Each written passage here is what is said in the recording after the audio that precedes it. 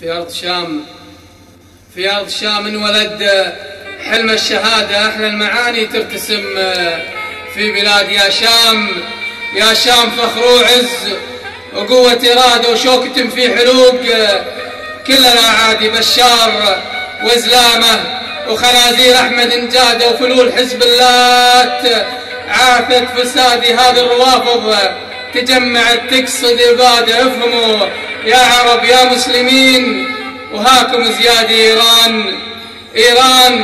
إيران أرض الفرس أرض الحقادة وكلاب بشار نصبوها. رب العباد في أرضنا تهدمت دور العبادة ومن زود حدهم انتشح فيها السوادي.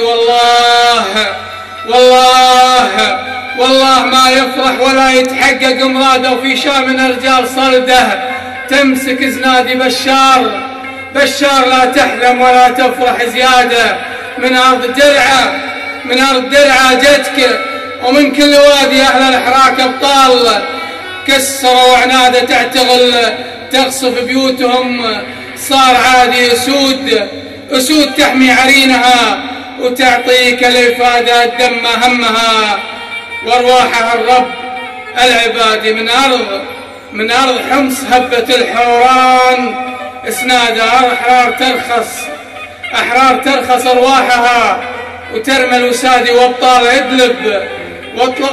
إدلب لانتخت في زيادة من شيوخها وشبابها حتى المهادي وحمات قالت الحوران كنها أولاده ما يرخص سهله أبد وارضى الأجدادي. وترى رياف الشام لها عادة في نصرة المظلوم تركب الجادي من أرض دير العز.